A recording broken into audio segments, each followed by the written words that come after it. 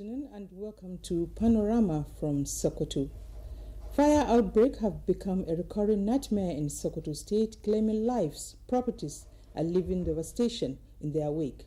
Today, we shine the spotlight on this pressing issue, seeking answers and solutions to break the cycle of this deadly infernos.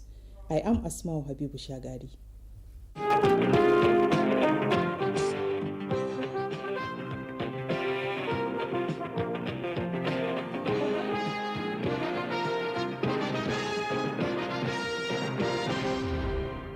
The National Council on Education, NCE, is advocating a strategic restructuring of Nigeria's education system to prioritize human capacity development driven by innovation, technology, and skills. This, they say, is essential to adopting a modern and adaptive approach to the sector's evolving challenges. Zinrib Digmo reports. For years, Nigeria's education sector faced significant hurdles, and while the challenges remain daunting, stakeholders at this year's National Council on Education meeting are determined to devise effective strategies to tackle them head-on. Their goal is not just to improve the system, but to ensure its long-term sustainability and relevance in a rapidly changing world. Dilapidated schools, structures, lack of instructional materials, severe shortage of qualified teachers, inadequate teacher training programs, coupled with the socio-economic challenges in basic and post-basic schools across the state, make the teaching and learning very difficult, if not impossible. We must build a supportive, right-focused educational environment that is dedicated to enhancing the effectiveness and efficiency of education delivery, where our schools are well equipped and education become a veritable tool for generating the human capital that will drive Nigeria's economy. Technical education can be said to have contributed to national development as it has become the determinant of cultural and industrial progress.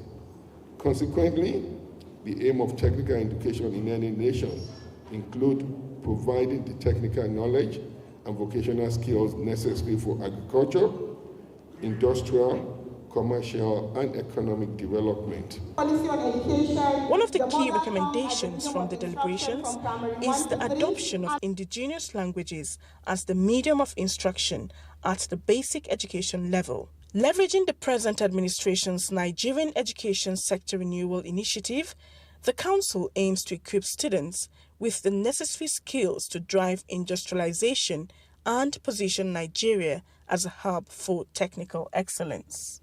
In Abuja, Zenred Dingmoon, NTA News. For some, the burden of school fees, examination fees, the cost of educational materials, uniforms, and writing supplies is a daily struggle that often keeps bright and motivated students from realizing their full potential. It is in view of this that the Nigerian Air Force Officers' Wives Association, through its president Rekia Abubakar, is bridging the gap and renewing the hope through supplies of educational supplies and payment of school and WAEC fees for 20 students of the Model Junior Secondary School, Asokoro, Abuja. Olajide Bello reports. Against the background of the World Education Day, a remarkable act of generosity unfolded at the Junior Secondary School in Asokoro. NAFOA, a prominent organization dedicated to corporate social responsibility and service to humanity, took this special occasion to invest in the future of the next generation, an investment that would forever change the lives of 20 deserving students. But we felt we should go to neighboring community and also encourage the students to study, to actually show them that once they are determined, they can achieve whatever they want to achieve. For many students in Asokoro, attending school is a privilege, but the financial barriers to education can be insurmountable. We know the situation that is happening now. Some parents cannot even afford to buy exercise book, to buy barrow, to buy bags for their children. Now, the association of this NAFOA, they came and gave this to them. So we are very, very happy. NAFOA chose to stand as a beacon of hope for these young minds, empowering them with the tools they need to succeed. They encourage us they said that education is the key to success. And perfect what we want to perfect, achieve our goals, and be the best that we want to be. In a world where challenges often seem insurmountable, Nafua's actions stand as a shining example of what is possible when compassion and generosity take center stage. Olajide Bello, NTA News. Borno State government has procured trucks, excavators and other heavy equipments in an effort to rebuild the state after September 2024 flood and the activities of the insurgents that caused a devastating effect in the state. Umar Jambarima reports. The newly purchased heavy equipments are meant for rehabilitation and reconstruction of damage caused by the September 2024 flood and other developmental projects, as well as laying a solid foundation for future growth of the state. This is in addition to the aggressive approach by the Borno State government in rehabilitation of roads damaged by the flood within Maiduguri metropolis. The State Commissioner for Works and Housing, Mustafa Gubio, says the machines will play a key role in restoring infrastructure and ensuring the essential services resume in the flood-affected areas. Excellency is committed to see that all the roads in the state are being reconstructed, new ones are constructed for the betterment of the people of the state. The Commissioner reaffirms government's commitment to restoring the state infrastructure and ensuring the facilities provided meet the test of time in terms of standard in Maiduguri. Umar Chimbarima, NTA News. The Nigerian police force has reaffirmed its commitment to tackling cybercrime and urges the public to remain vigilant when engaging in online transactions. Francis Form reports that this was at the parade of 9 suspects apprehended for various cyber-related offenses. This parade of suspects by the force is another victory for the Nigeria Police Force National Cybercrime Center. This suspect was allegedly caught running an identity theft, scamming an American woman of about $597,000. And these 2 suspects were arrested for creating and distributing compromised financial accounts used in fraudulent transactions worth over 400 million naira. Investigations revealed that they worked with a foreign cyber criminal using pre-registered SIM cards and fake credentials to bypass KYC verification. This is one of the major reasons our country has been placed on grey list. The negative message is that foreign investors will be afraid of coming to Nigeria to partner with us and to do business with us.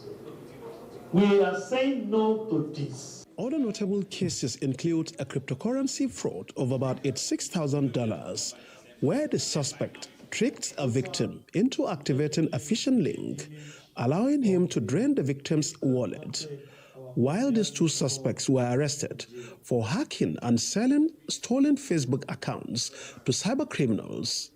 They are targeting mainly women, and of course those that believe that they can go into investment scam and make lots of money. If you hear something, please make sure you share with the Nigerian Police Force National Cybercrime Center, who are out here to help victims of cybercrime. The police also arrested this suspect for a fraudulent foreign exchange deal involving 234 million naira. Francis from NTA News. Now let's take a break and Panorama will continue in a short while. Please stay. Acids, electricity transmission towers, cables, and other facilities to desist from this act of sabotage. Vandalism is a serious crime punishable under the law. Vandalizing electrical equipment will affect millions of Nigerians, including your loved ones. Remember that national assets belong to all of us, hence the need to protect them. Report all cases of suspicious movement around electrical facilities to security agencies. When you see something, say something. This message is from the Federal Ministry of Information and National Orientation in collaboration with the National Counter-Terrorism Center, NCTC, Office of the National Security Advisor.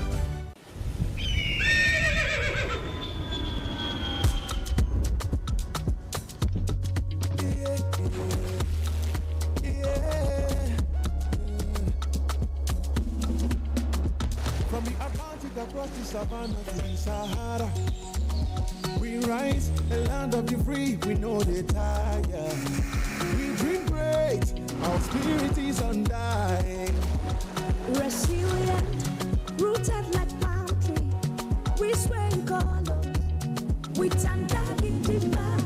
We make solutions, we ignite passion, yeah. Each ethnicity is unique, we have more than just a nation. We are Nigeria, we are Nigeria, strengthening unity. We know they carry love.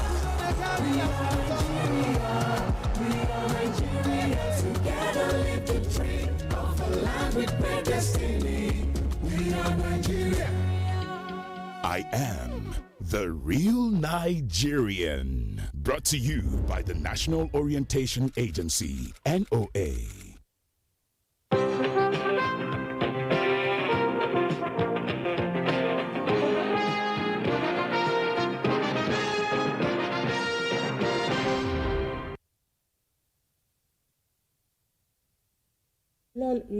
Urology and Nephrology Department of Usman Dan Fodio University Teaching Hospital, Sokoto, has achieved a major medical breakthrough with its first successful kidney transplant.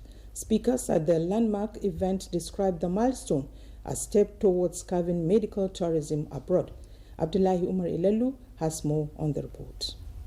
The Usman Dan Fodio University Teaching Hospital in Sokoto has achieved another milestone with the successful inauguration of its first kidney transplant. This pioneering feat is in the quest to provide specialized medical services to the people of Sokoto and beyond, catering to the estimated 6 million population of the state. According to estimates, approximately 6,000 patients in Sokoto suffer from end-stage renal disease requiring dialysis, with around 250 patients undergoing regular dialysis for 6 months or more. Furthermore, about 85 patients have undergone kidney transplants, mostly outside the country. The commencement of kidney transplants at the hospital is poised to revolutionize healthcare services in the Northwest region. Governor Ahmed Aliyu of Sokoto State represented assured continuous collaboration between state government and the hospital in areas such as manpower development, research, and innovation. He pledged to provide necessary support to establish Sokoto as a center of excellence for kidney transplant, training personnel, and making healthcare accessible to all. The state government has taken the responsibility to take all the medical expenses of any indigent of Sokoto undergoing these kidney transplant at this center. Stakeholders at the historic occasion emphasized the need for sustained support to maintain international standards and make the center one of the best in Africa. They call on the governors of Sokoto, Kebbi, and Zamfara states to support the center in providing essential services to the country. We have a lot of kidney diseases, and therefore we now decided that it's high time to give the best treatment to our people. The beauty of transplant is that if you are going to succeed, you see it immediately. This center has provided the environment.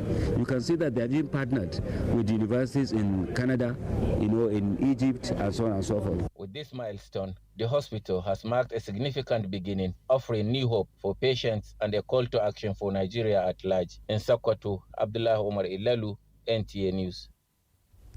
The Sultan of Sokoto and President General Supreme Council for Islamic Affairs Muhammad Saad Abubakar has again appealed to the citizens to join forces with authorities, local and international organizations in the efforts to eradicate polio in Nigeria. This is while receiving on courtesy call at his palace the UNICEF country representative Christian Munzuati. Sadia Omar Digi has more. The visit is part of the ongoing strategies by governments and partners to contain the polio virus in Sokoto State and its spread to other parts of the country.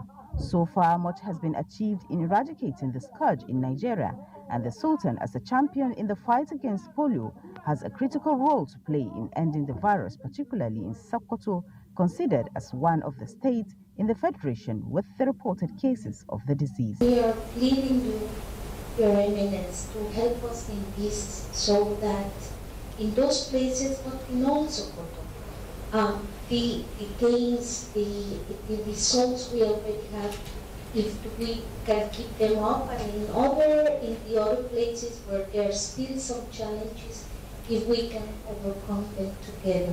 While acknowledging efforts of UNICEF in the elimination of the virus in the country, Sultan Muhammad Saad Abubakar reassures commitment of the Sultanate Council in supporting programs aimed at eradicating polio not only in Sokoto State but in Nigeria. I want to assure you we will put hands together with the Honorable Commissioner, with all other stakeholders, to ensure every child is not missed again at the next round of the vaccination. Similarly, the Sultan received corps members deployed to the states for their one-year national service. Welcoming them to Sokoto State, the Sultan urged them to feel at home and respect the culture and religion of the people of the state and work towards adding value to the areas of their primary assignment. NYC State Coordinator Yakubu Yaro discloses that the 2024 batch C Stream 2, comprising 1,428 corps members.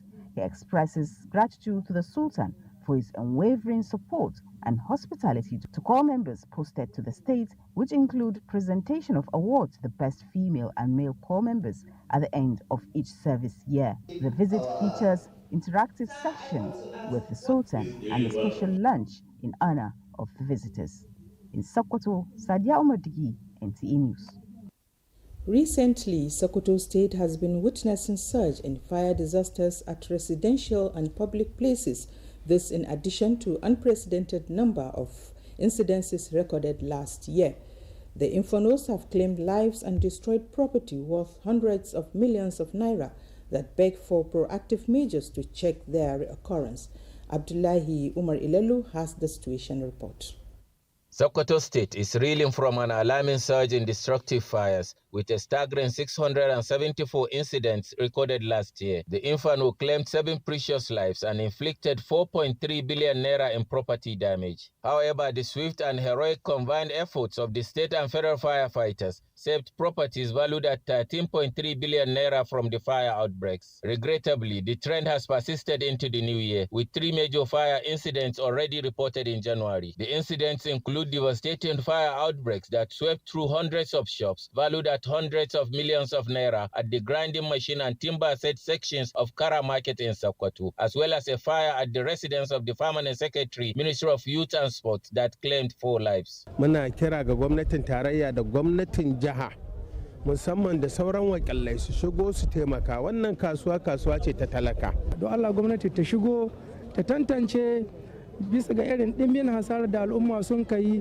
domin ta tallafa mu al'umma domin su samu tsayuwa da kafafunsu. In response to the growing concern, the zonal commander of the Federal Fire Service Zone H Sokoto, Muhammad bin Umar, urged residents to adopt essential fire safety measures, emphasizing the critical importance of caution and proactive steps to prevent such disasters. We realize some people are negligent, some are even ignorant of even the fire safety itself. And then we have electrical problems. People will buy some standard equipment and put in their house. Fluctuation of power supply can even cause fire. And we have environmental factors like this Harmattan period. Don't forget about we have the issue of this global warming. It contributes a lot. A committee has been constituted to assess damages with the view to providing aid to those affected. The key to preventing future fire disasters lies in the collective commitment of the people to fire safety and prevention. In Sokoto, Abdullah Omar Ilalu, NTA News. And now to our discussion segment, which is on breaking the cycle of fire outbreaks in Sokoto State, causes, consequences, and the way forward. And I have with me to discuss this in the studios the Head of Inspection, Investigation and Enforcement Department, Federal Fire Services, Sokoto Command, Chief Superintendent of Fire, Muhammad Bello Jibril. Sir, you are welcome to Panorama this afternoon. Thank you very much. What are the primary causes of frequent fire outbreaks in Sokoto, and what are the, how can they be effectively addressed? Well, Assalamu alaikum viewers. The frequent fire outbreak in Sokoto are attributed to so many factors. Okay. So these are some of the factors. We have electrical issue. Electrical issue such as overloading the circuit, using substandard wire for wiring the houses, and then using the manufactured electrical equipment. So to address this electrical issue, you need to have a good education, good knowledge, good awareness on electrical safety and the fire it is safe. You had to be regular maintenance on your electrical equipment. Second factors, we have human error. The human error, which include the negligence of how to handle the open flame fire, the carelessness of the people, then the carelessness of the people, and then the waste, improper waste disposal management. So people should have the knowledge on how to handle their waste management and then how to handle the combustible materials. So this one, it can allow to address the issue. Another factor, we have arson fire. Arson fire in the sense that the person can set a fire in a workplace or in a business center just in order to achieve his own desire. So this arson, it can be addressed by the authority to take the security measures by putting the surveillance cameras, or what we call ACS, that is access control system. It can control the in and out of the premises, who comes in, who go out last, so that if there is a arson fire, then you know where to start your investigation. So definitely by putting these measures, the arson fire can drastically reduce. Also, there's another factor for the improper infrastructure and then the lack of fire emergency procedure. So people should have the knowledge of fire emergency, knowledge of fire ignition, knowledge of how to respond to fire. And then people, they should try as much as they can to build their house, to choose the fire-resistant materials during their building houses. So once you have, inshallah, this, so the frequent fire outbreak in the state will drastically reduce, inshallah. Okay, so how can the state government and emergency respondents improve their response time and effectiveness in combating the fire outbreaks in Sokoto? Well, the state government and then the emergency responders, they can improve their emergency response, one, by establishing and developing communications system. Sometimes, now we are using the conventional networks. Fire started. You are trying to call, maybe you are using MTN, Gullo, or something of that nature. You are trying to call, but the network is stagnant. The network is fluctuating. So you can be able to get the fire department in good time.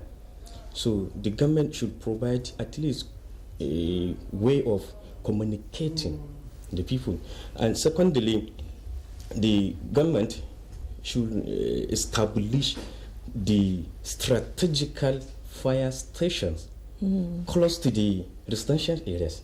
I will give you an instance. Now our office is living in the Federal Secretariat here in Sokoto, Kaduna Road. But the state government provides us a place to build our permanent offices in Kalambaina, close to the Boasment. So what do you think if there is a fire in Mabira, in Nakasari, in Kaumuli, in Runjan Sambo here? So look at the proximity. So how do you think we are going to cope with the little time we have? So the building of the strategical fire station in close areas, it can have. And then the next one, the government should liberate the technology in the sense that they should provide the modern firefighting equipment. What we are using now, it is outdated. So the government should provide up-to-date firefighting equipment. For example, if we are called for a fire. Okay, sir. I have so many questions to ask Chief Superintendent, sir, but time will not permit me to do that. So we thank you so much for having time to be on Panorama this afternoon. Okay, thank you very much. Okay, we have been discussing with Chief Superintendent of Fire, Muhammad Bello Jibril, on fire outbreaks in Sokoto and ways to curtail it. Up next is Sports Update with Olamide Eguntola as our guide.